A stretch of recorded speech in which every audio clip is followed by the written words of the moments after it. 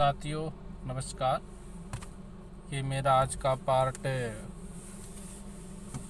39 है और इस पार्ट में मैं आपको बताऊंगा कि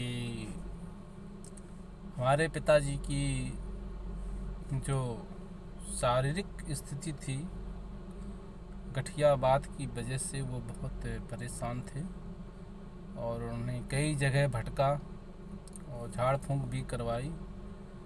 और पिछली वीडियो में बताया था कि मेरे घर में एक भगत जी आया था, वो बस अपना दिखावा करके और रुपए खींच के चला गया था। और इस पार्ट में मैं बता रहा हूँ कि जैसे समय और आगे बढ़ा तो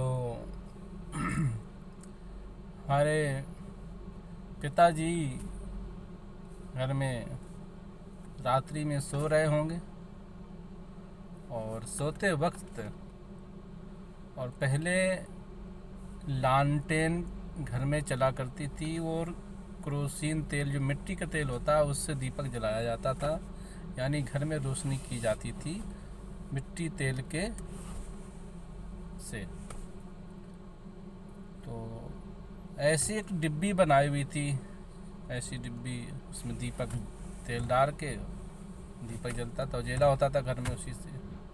तो वो सो रहे थे जब, तो वो डिब्बी कहीं जलती हुई रखी होगी सोने की जगह पे, अगल बगल थोड़ा पास में चारपाई के आसपास कहीं रखी होगी चाय पे। तो किसी कारणवश उसमें या तो वहाँ से चूहा गुजरा होगा या कोई धक्का लग गया होगा, कैसे भी हो सकता है। तो वो डिब्बी उनके ऊपर गिर गई, सोते समय से गिर गई, तो वो वहाँ पर आग लग गई। आग इतनी लग गई कि हमारे पिताजी का काफ़ी जल गया, ये हाथ पूरा, ये पूरा यहाँ तक पूरा जल ही गया था हाथ, क्योंकि आग वो यहाँ से पकड़ी, इससे गिरा होगा हाथ में, उस मिट्टी तेल गिरा और जल ही रही थी तो आग पकड़ गया। इस तरह से जब आग ज़्यादा पकड़ गई तो वो हमारे घर में कोई उस समय एक रिश्तेदार थे, उन्होंने बुझाने की कोशिश की, बहुत मुश्किल से उस आग को कंट्रोल कर पाए, नहीं तो ज़्यादा ही कुछ घटना घट सकती थी घर पे। और इसी चलते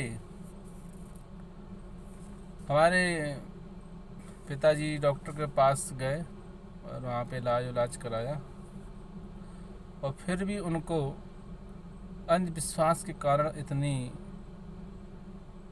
मुश्किल हो गई कि वो कहने लगे कि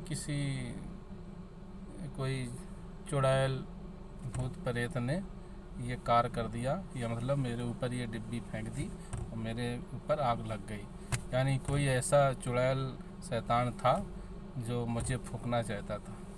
इस तरह की वो बात कहने लगे। तो ये बड़ा बहुत जटिल मामला है साथियों।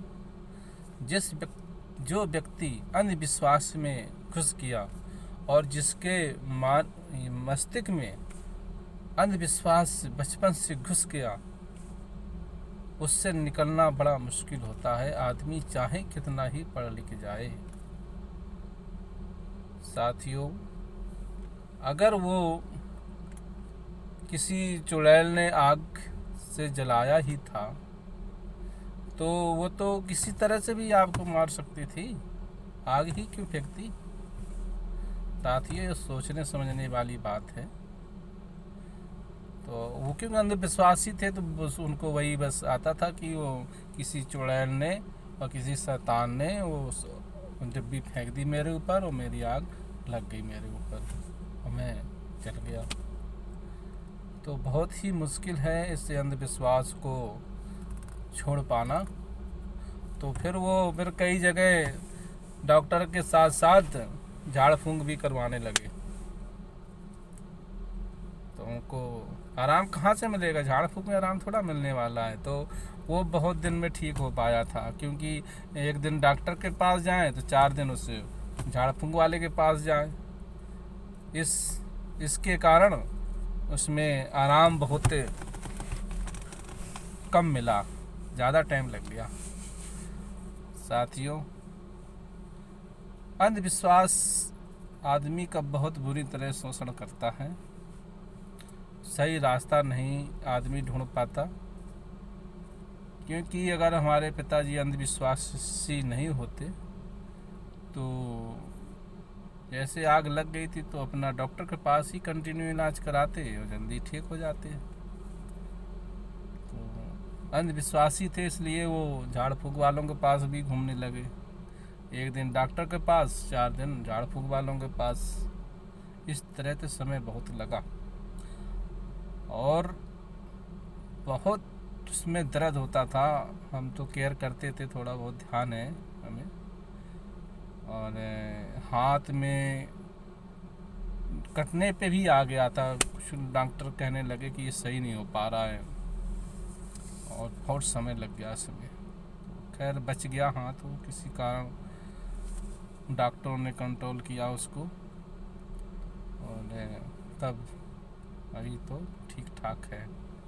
साथियों, मेरा वीडियो बनाने का एक ही मकसद है कि कोई व्यक्ति किसी भी बात को ऐसे ना माने, और उसको पढ़ने लिखने की बहुत ज़रूरत है।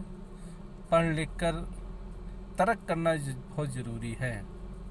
कोई व्यक्ति कहे कि आप ये सामान खा लीजिए, तो उससे पूछिए इसके फ़ायदे क्या हैं।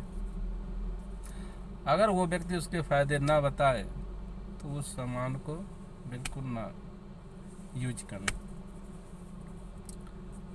क्योंकि नहीं तो आदमी किसी तरह शोषण ही होगा, जैसे हमारे पिताजी का शोषण हुआ।